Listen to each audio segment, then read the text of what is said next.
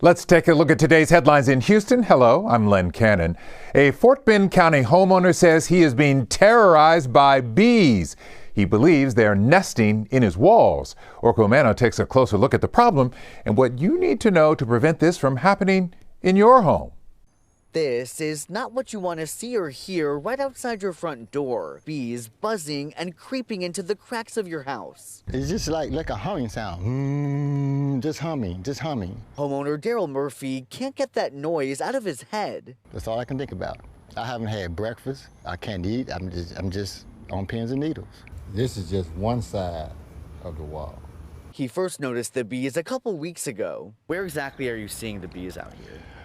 On the porch, on the left side of the door. And then earlier this week, they swarmed. Surveillance video showing Murphy and a contractor working on home repairs sprinting to safety. It was very scary. When I saw a swarm of bees in the sky coming toward me, I never ran so fast in my life. I can't leave my garage door open. I'm afraid to open my front door. Judging by the amount that's flying in and out of there right now, there could be thousands of bees. Christian Martinez is with ABC Home and Commercial Services, the company Murphy is hiring to get rid of the bees. They are looking for the most tiny crack to get in, right? And in this case, it is between two brick walls, maybe a centimeter wide, and that is more than enough for them to be able to get in. Martinez says the only way to prevent this is by sealing up holes or crevices, and the only solution once they're there is to call a company to locate and remove the hive. Is there anything that homeowners can do in the interim while they wait for professionals to come? To be completely honest, I would say I would stay away as best as we can, and that way we can ensure to keep your home and most importantly your family protected. Orko Mano reporting. Hopefully he'll get those bees out of there. The Fort Bend County Judge KP George, who is facing felony charges, is switching political parties. George, who was elected as a Democrat, now says he's a Republican, leaving what he calls a corrupt and radical Democratic Party. On Wednesday, he claimed the district attorney investigating him had offered him a deal. Troy Kless has the latest. At a news conference, Fort Bend County Judge KP George sharing why he's leaving the Democratic Party. He also criticized the ongoing prosecution against him. When Fort Bend County District Attorney and his fellow liberal elites realized I wasn't going to fall in line with their increasingly radical agenda, this is the solution they found: kick me out of there. Then Judge George makes this statement. I was even offered the entire charges against me would all go away if I resign and go. Judge KP George is facing felony charges of money laundering tied to campaign finances. George's attorney, Jared Woodfill, critical of those charges. I think with respect to the second case, the district court case or the felony case, there's some very, very serious flaws in the indictment itself. The Fort Bend County District Attorney's Office responding to those claims. A statement from the office states the DA's office never offered to dismiss charges for his resignation. They deny the prosecution is politically motivated and say it follows a long and thorough investigation. The Fort Bend County Democratic Party stating in part that Judge George's sudden departure raises serious questions, and the Republicans should be concerned how quickly George changed his affiliation. Judge George planning to speak with Fort Bend County residents about this decision. I don't expect everybody is going to come and embrace and, hug me and, oh, come on over kind of thing. And I am looking forward to prove it to them. I'm going to be a better Republican than anybody in the coming months. George says he intends to run as a Republican for re-election in 2026. His legal battles continue, however. A hearing in the felony case is scheduled for Friday. A judge in Harris County says he's looking into whether former District Attorney Kim Ogg will face a criminal contempt hearing. Defense attorneys in the case of Jocelyn Nungaray, a 12-year-old who was murdered, accused Ogg of commenting publicly on the case, violating a gag order. Last month, in a television interview, Ogg revealed confidential information about one of the suspects in the case, Franklin Pena there. Today, his defense attorneys presented new evidence saying it shows Ogg violating the gag order again at political meetings.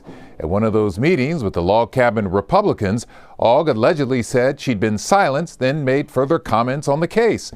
In court this morning, attorneys on both sides had harsh words for the former DA. A situation created by an extraordinarily selfish human being who believes that the orders of this court do not apply to her. The judge has amended the gag order in this case to make it clear that all former, current, and future attorneys are prohibited from making public comments.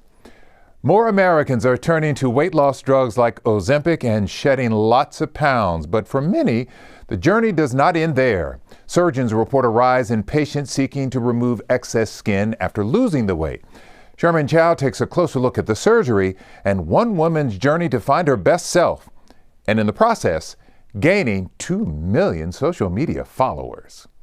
I don't know why I get to live this life that I live, but I'm super grateful. Meet Tanya Spanglow, wife, mother and grandmother, and social media influencer. I was 430 pounds, and I did not stay on the scale long enough to see it go up anymore. Like legions of others fighting obesity, she tried everything to lose weight. I've done it all. I bought Fin on the black market. I would lose 40 and gain back 50. I always gained back more than I lost. Then in 2019, she had gastric sleeve surgery to reduce the size of her stomach. She lost 100 more pounds, but then began putting weight on again.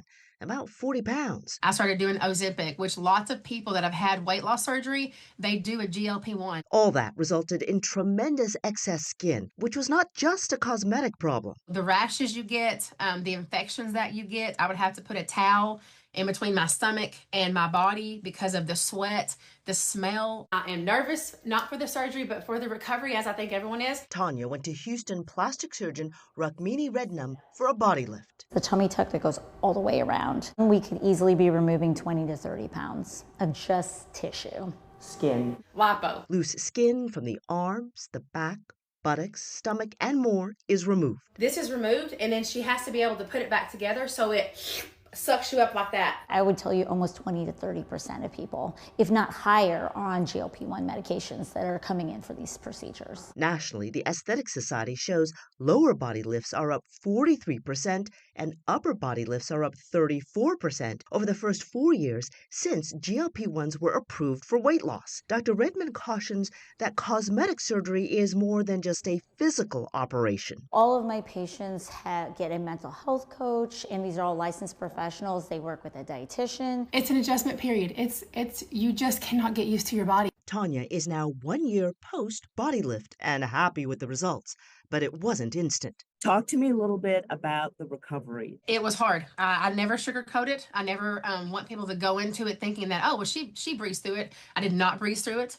It was very, very hard. It has been the best day ever. She shared that journey with the world and now has nearly 2 million followers on TikTok and Instagram. I would do it again tomorrow.